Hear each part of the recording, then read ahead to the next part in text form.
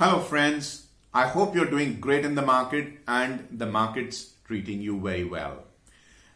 I want to record this video and through this video teach you another cyclical aspect of the market where you can make some really good deep profits from the market cycles, and these cycles are somewhat, I'm using the word somewhat, predictable, and there's ample data available in the free domain from some of the best resources in the world, links to which I will share with you and help you make better informed decisions. As usual, due to Equity Master and SEBI's restrictions and regulatory compliance issues, I will desist. I will not share any individual stock names, but rather than give you one single fish to eat in this video, I'm going to share a very profitable system by which you can catch the fish and you can eat it at your own leisure. This is another step of making you your own master, how to basically control your own destiny. Over a period of time, you will be able to get the hang of what I'm saying. So let's dive right in. In my previous video, I talked about the cyclicality in the sugar industry. Now, if you've got the hang of what I was saying, this video and this system is somewhat correlated with the sugar sector itself, and those of my viewers who out of religious compulsions or out of certain personal beliefs feel that the alcohol industry is something that they will not invest in. I understand, I appreciate the fact that there are certain segments of the investors who find investments in companies that sell or market tobacco, non-vegetarian food, alcohol, etc. as somewhat off limits. So for those viewers, my apologies in advance. This video is something that may not really cater to you.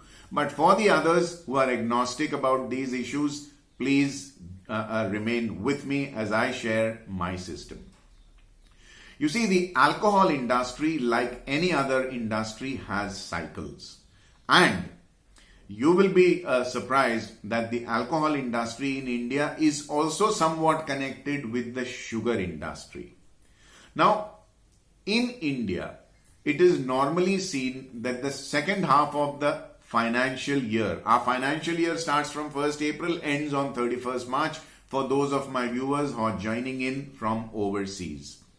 So the second half of the financial year actually starts from 1st October and ends on 31st March.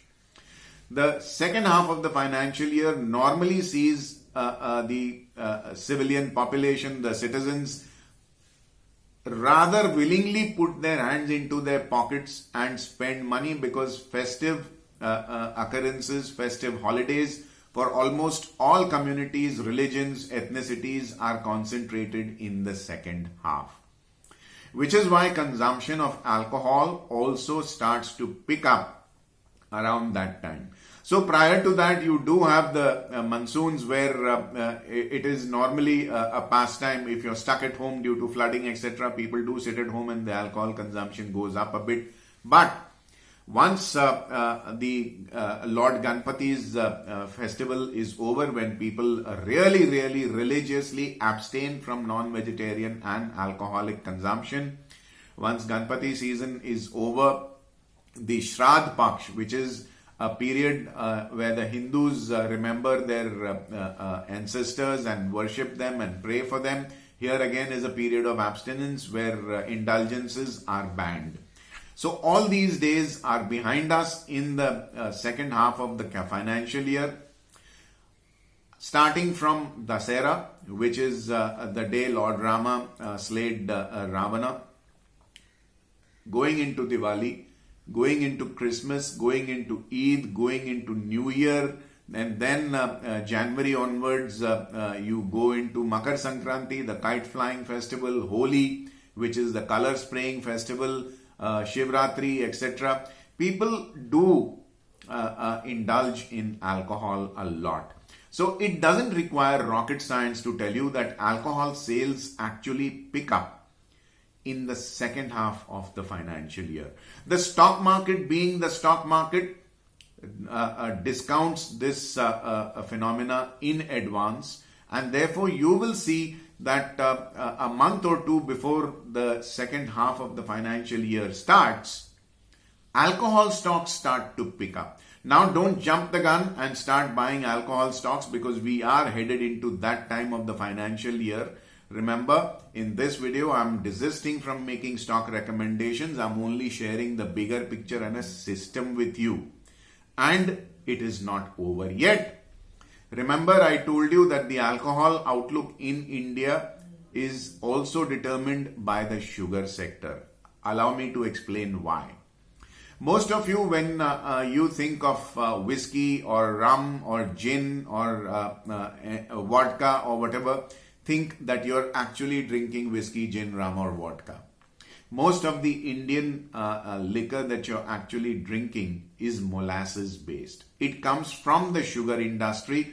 Molasses are a byproduct of the sugar industry, and the alcohol, the pure alcohol that is generated by the sugar mills is sold to the distilleries, and flavoring and coloring is added to make it either into whiskey or gin or vodka. Of course, that alcohol, when you see, looks transparent just like water. So it's extremely flexible.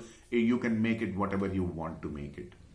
For example, if you Google search a grain neutral spirit, almost on every bottle of Indian whiskey you will, or any other alcohol, you will see that it is a grain neutral spirit. What does it mean? It means that it's not exactly what you think it is. There is molasses in it. So it's more of a rum than a gin, for that matter. It is when IMFL, or Indian made foreign liquor, means local Indian stock, the base neutral alcohol derived from molasses, is added with imported liquor, that you are getting Indian whiskey or Indian gin or Indian vodka, right? So if at all you are in the sugar cycle where abundant amount of sugar crop is available, the raw alcohol is also cheaper, and in that particular year the alcohol industry will A, have cheaper raw material, and B, cyclically high sales in the second half of the financial year. So do remember that no 2 years in the alcohol cycle will be exactly alike. You have to look at the sugar cycle, you have to look at the time of the year for alcohol, marry them two and see what the outlook is. Now, I remember I promised you to share the data source. Do Google search the National Food Security Mission of India, nfsm.gov.in. GOV stands for government, IN stands for India. The hyperlink to this website is also available in the description below this video. If you go to this website, you can download a 11-page PDF file on sugar, and you will see that sugar is a twice a year crop. It is first in March and then in September, October.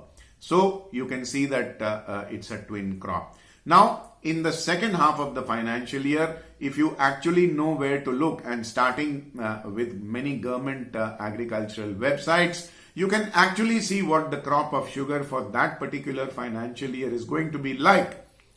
If the sugar crop, is abundant, remain assured the alcohol industry in India will be getting cheap spirit. And then in that particular second half of that financial year, the stock of the alcohol companies will rise faster than in a year where the sugar crop is lower, because the base alcohol that will be available from the sugar mills will be more expensive, raw material prices will be higher. Friends, this is my 360-degree worldview, which I use to take as many variables as far as possible into consideration before taking a step in the market. Remember, in the financial markets, Nothing happens without a reason, and because these are financial markets, the reason also has to be financial. If you basically make the right moves using the cause and effect theory, I can assure you, I don't call markets Mr. Markets as the Westerners call it. I call the market Mother Market. I assure you that Mother Market will ensure that you do not sleep hungry in the night. For a thoughtful, savvy and considerate, discerning investor, the market will tell you how to put food on your table, provided you know where to look for data, you know what to do with that data, you know the cause and effect theory analysis, and then you act at the right time and at the right price. Friends, I'm not done yet. I have many more ideas to share with you on my 360-degree worldview, but for now, I'll bid goodbye to you on this cheerful note, not before reminding you to click like on this video if you agree with what you saw. Subscribe to my YouTube channel if you haven't already done so. Click on the bell icon to receive instant alerts about fresh videos being put up out here. And good, bad or ugly, I welcome your comments with open arms. Please keep communicating with me. Help me reach out to fellow like-minded investors and traders by referring my video to your family and friends.